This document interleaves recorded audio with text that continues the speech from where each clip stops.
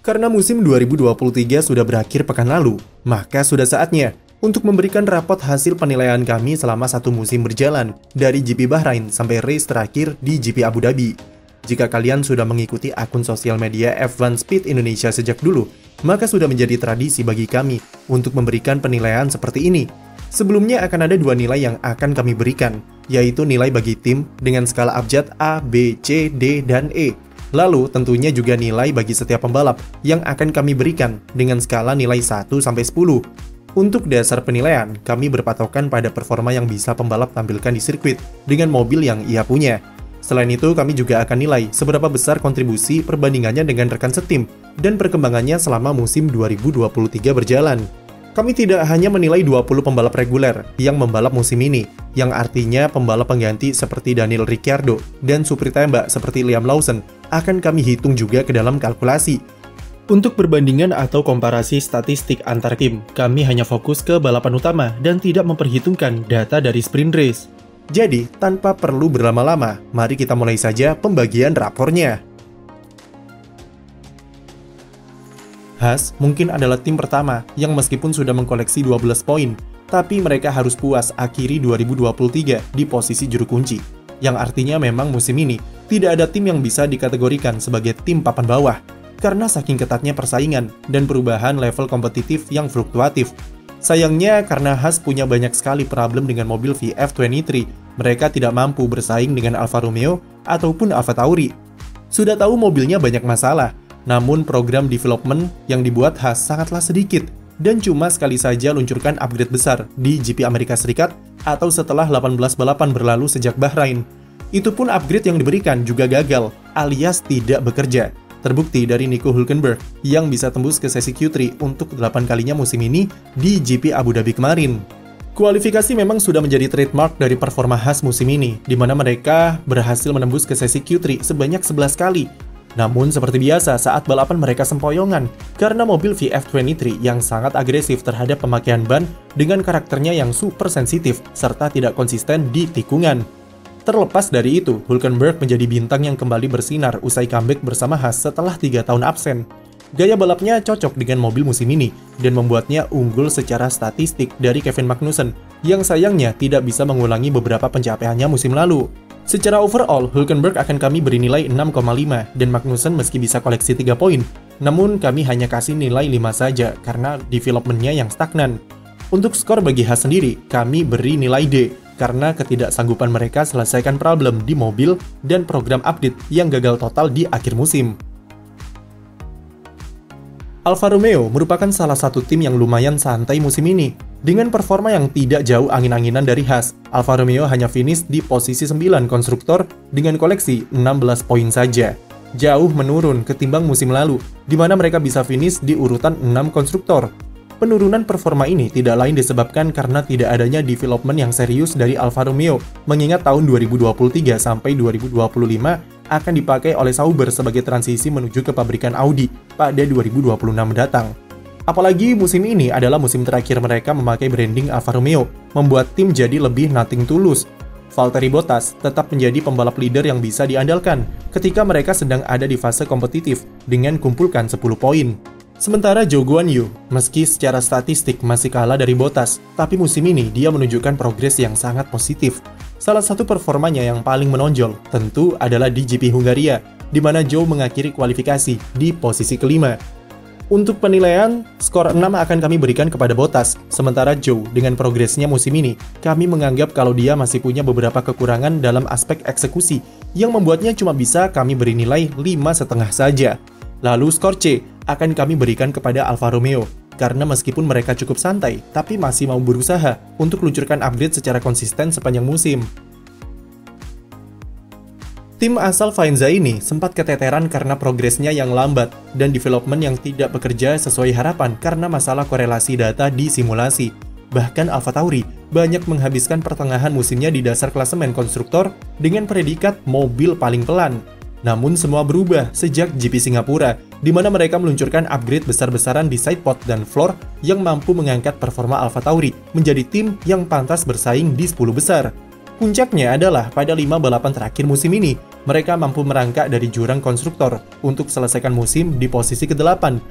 Yuki Tsunoda membuktikan jika dirinya sudah berkembang jauh sebagai pembalap dengan raihan total 17 poinnya musim ini dan berhasil ungguli semua rekan setimnya, di mana AlphaTauri sempat gonta-ganti pasangan sebanyak 3 kali. Tsunoda masih memiliki beberapa area di mana dia bisa lebih baik lagi, terutama dari segi emosional dan manajemen temperamennya yang masih buruk.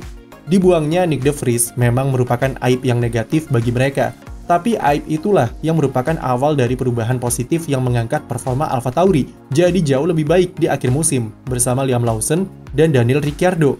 Ricciardo meskipun sempat absen karena cedera, tapi dia berhasil tunjukkan kelasnya dengan raihan poin di GP Meksiko. Liam Lawson juga sempat curi perhatian dengan debut dadakannya selama 5 balapan dan sanggup meraih 2 poin pada race keduanya di GP Singapura. AlphaTauri musim ini kami beri skor B- karena keberhasilannya comeback dengan performanya di penutup musim.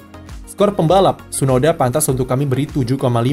Lalu Lawson dan Ricciardo sama-sama diberi nilai 7, dan de Vries sayangnya hanya bisa kami nilai dengan skor 3. Williams adalah salah satu tim dengan prestasi yang paling meningkat secara signifikan jika dibandingkan dengan musim lalu. Kehadiran James Vowles tak bisa dipungkiri membawa perubahan positif dari sisi manajerial dan struktural yang lebih tertata rapi, serta bisa memaksimalkan setiap potensi di dalam tim. Williams mampu memanfaatkan semua keunggulannya untuk menutupi kekurangan dari mobilnya di sirkuit. Mentalitas tim yang nothing tulus dengan keberanian untuk menerapkan strategi ugal-ugalan jadi faktor yang membuat Alex Albon mampu meraih total 27 poin di akhir musim. Salah satu performa Albon yang cukup mengerikan adalah dia mampu mengalahkan Logan Sargeant yang notabene masih berstatus sebagai pembalap rookie di semua sesi kualifikasi musim ini dengan skor 22-0. Sargeant sendiri sebenarnya tidak begitu mengecewakan di musim debutnya dengan raihan 1 poinnya pada balapan kandangnya di Austin. Adaptasinya memang lambat, tapi progresnya sangat terlihat jelas dalam beberapa balapan terakhir di mana dia bisa menyamai kecepatan Albon. Masa depannya sekarang juga belum bisa dipastikan karena Williams kabarnya tertarik untuk mempertimbangkan runner-up Formula 2 musim ini, Frederik Vesti, yang merupakan pembalap Akademi Mercedes. Dengan prestasinya sepanjang 2023, Williams sangat pantas diberi skor B+.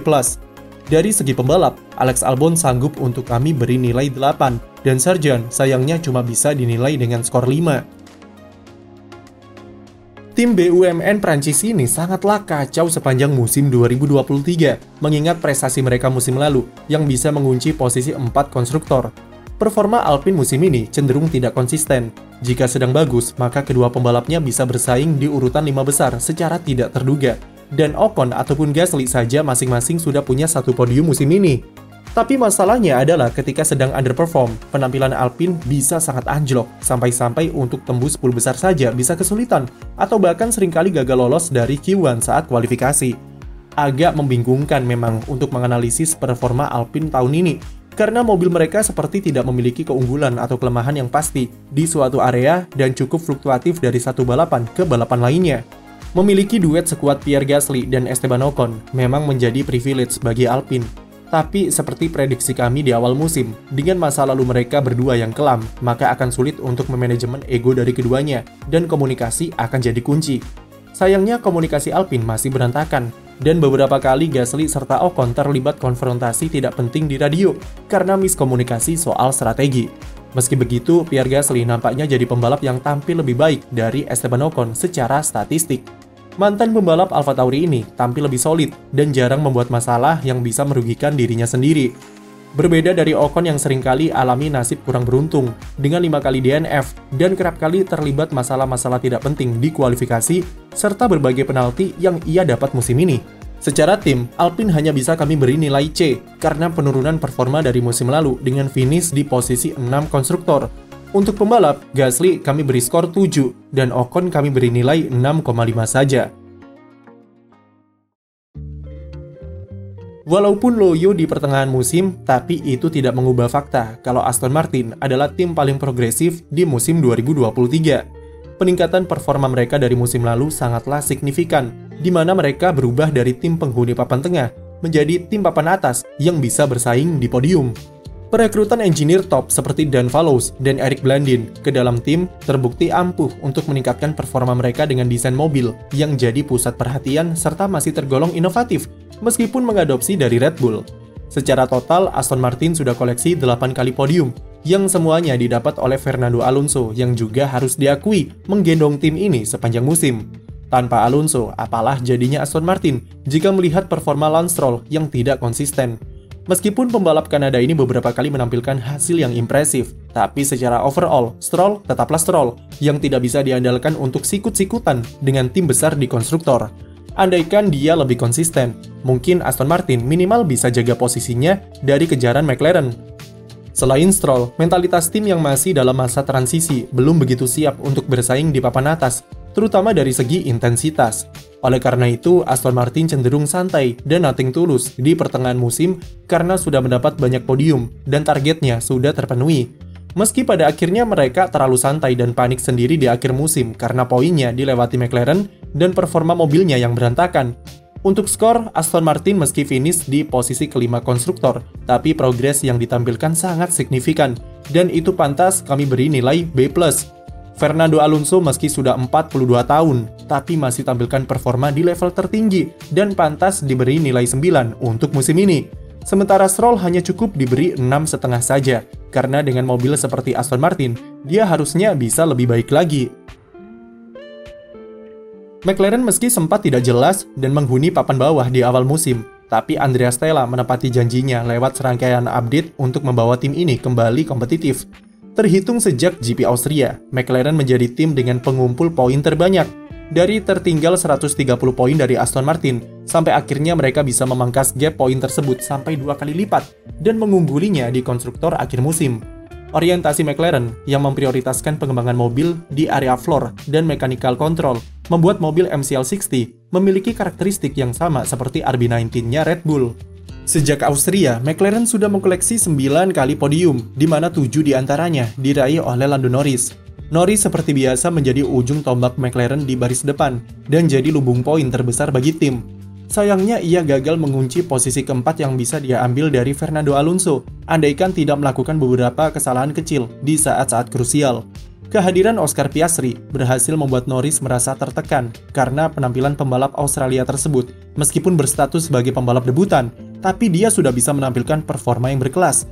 Di musim pertamanya, Piastri sudah bisa meraih 2 kali podium, lalu 3 kali start dari urutan 3 besar, lalu 1 kali pole di sprint, dan sekali menang sprint race.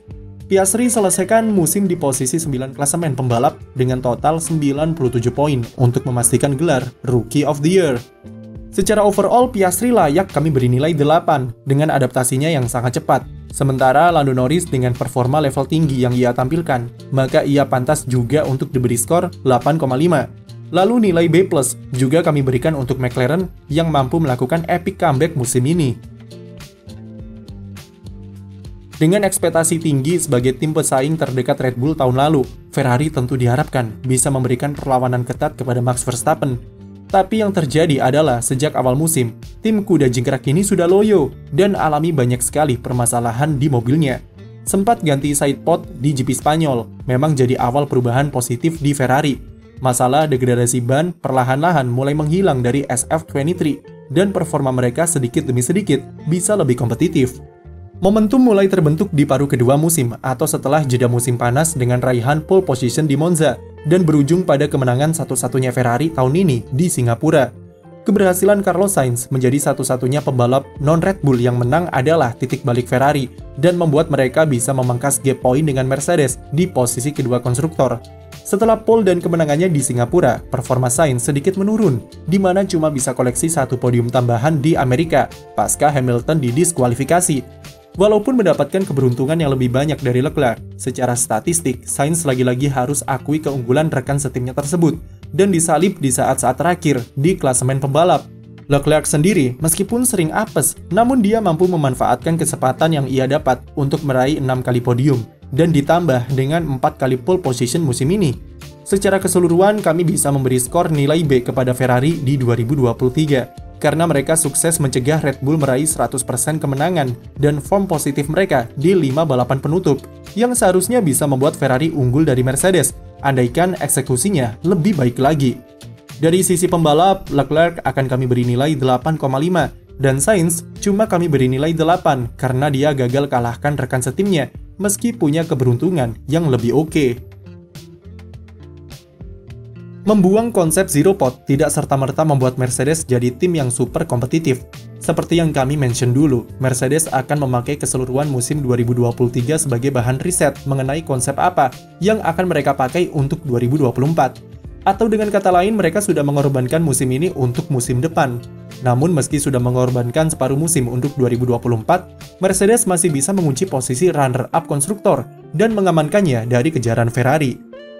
Prestasi yang sebenarnya cukup bagus, tapi sayangnya itu tidak menutupi aib terbesar Mercedes yang untuk pertama kalinya sejak 2011 gagal meraih kemenangan.